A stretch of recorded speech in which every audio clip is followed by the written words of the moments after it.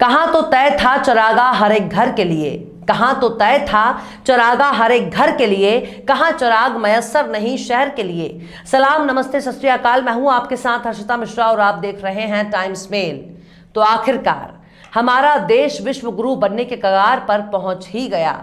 अब मोदी जी के राज में हमारे देश का ऐसा हाल हो गया है कि उसे देखकर पाकिस्तान और बांग्लादेश भी हमारा मजाक उड़ा रहा है। एक ऐसी रिपोर्ट जारी हुई है जिसमें विश्व गुरु भारतवर्ष का जमकर मजाक बनाया जा रहा है और पूरी दुनिया में विश्व गुरु की ऐसी नाक कटी है कि इसे चाह कर भी नहीं जोड़ा जा सकता। इस नाक को ना तो गोबर से जोड़ा जा सकता है और ना ही गोमूत्र से, और ना ही इसकी रैंकिंग को किसी अंधभक्ति के नारे से बदला जा सकता है। वर्ल्ड हैप्पीनेस रिपोर्ट के मुताबिक पाकिस्तान और बांग्लादेश से भी खुशहाली के मामले में हम पिछड़े चुके हैं। ये वही देश हैं जिनको रोजाना टीवी चैनल वाले तबाह, बर्बाद और भिखारी बताया करते हैं। ये देश अब हमारे देश से ज्यादा खुशहाल और बेहतर हैं। वैसे भी इन देशों ने शायद खुशहाली के पैमाने के लिए किसी मूत्र और गोबर का सेवन नहीं किया। ना तो इन लोगों ने गोबर लगाकर खुद को शक्तिमान बताया और ना ही इन देशों ने मूत्र को 100 रोगों का इलाज बताया, बल्कि इन लोगों ने कड़ी मेहनत की ईमानदारी से काम किया और सामाजिक जिम्मेदारियों को खूब निभाया। ऐसे में अपनी अपनी बीवियों को छोड़कर विश्व गुरु बनने वालों की सामाजिक जिम्मेदारी क्या होगी, ये बताने की कोई जरूरत नहीं है। दूसरों की बहन बेटियों के सिर के चादर और दुपट्टा देखकर उछल कूद करने वाले लंगूरों के लिए फिलहाल इस रिपोर्ट का कोई मतलब नहीं है, लेकिन एक देश को बेहतर बनाने के लिए इस रिपोर्ट की बहुत बड़ी अहमियत है। ये रिपोर्ट तमाचा है विश्व गुरु के उन पुरोधाओं पर जो देश को भूखा, नंगा और प्यासा रहकर खुद बड़े बड़े आलीशान बंगलों का मजा लेते हैं, बड़े बड़े जहाजों में दुनिया भर की सैर करते हैं। काजू, पिस्ता, बादाम की रोटी खाने वाले विश्व गुरु के पुरोधाओं को फिलहाल देश का बंटाधार करने से ही फुर्सत नहीं है।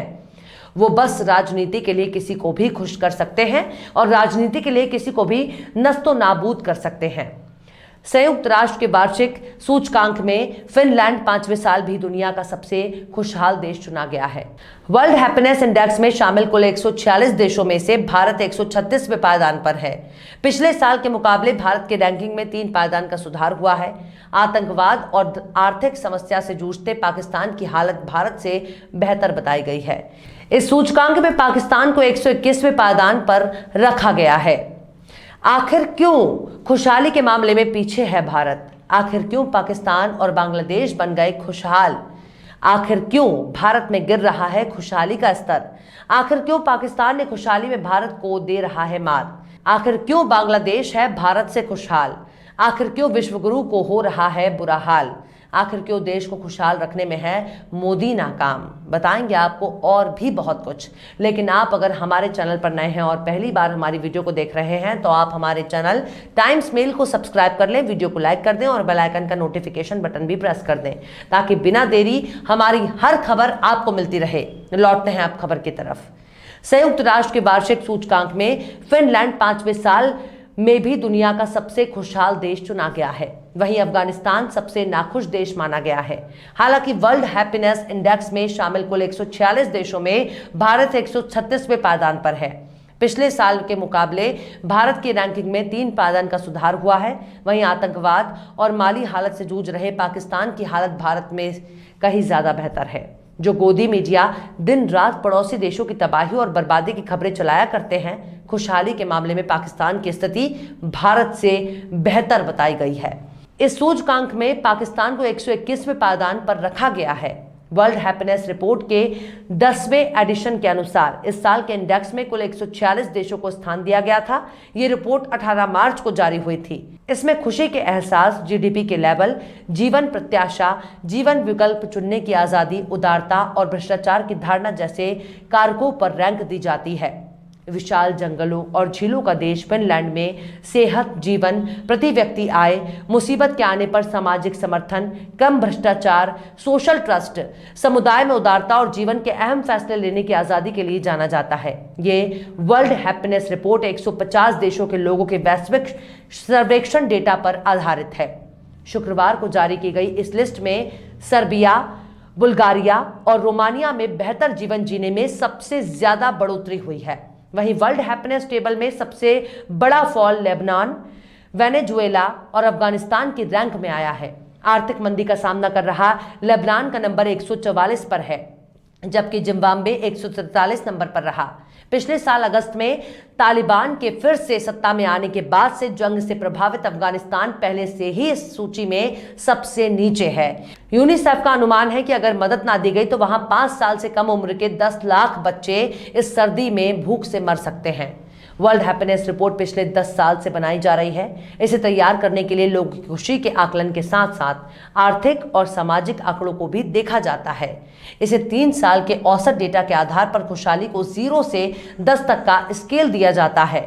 हालांकि यूनाइटेड नेशन की ये लेटेस्ट रिपोर्ट यूक्रेन पर रूसी आक्रमण से पहले तैयार हो गई थी, इसलिए जंग से जूझ रहे रूस का नंबर 80 और यूक्रेन का नंबर 98 है। रिपोर्ट के को ऑथर ने लिखा है कि सालों से वर्ल्ड हैप्पीनेस रिपोर्ट का बनाने के बाद से ये सीखा है कि सोशल रिपोर्ट उदारता, गवर्नमेंट की ईमानदारी खुशहाली के लिए बेहद जरूरी है।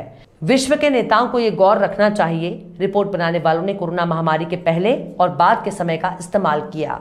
वहीं लोगों की भावनाओं की तुलना करने के लिए सोशल मीडिया डेटा भी लिया। 18 देशों में चिंता और उदासी में बड़ा इजाफा हुआ है, लेकिन आक्रोश की भावनाओं में गिरावट देखी गई। वहीं इस रिपोर्ट पर कांग्रेस नेता राहुल गांधी ने मोदी सरकार पर निशाना साधते हुए कहा कि जल्द ही भारत नफरत और गुस्से की रैंकिंग में नंबर 1 पर होगा।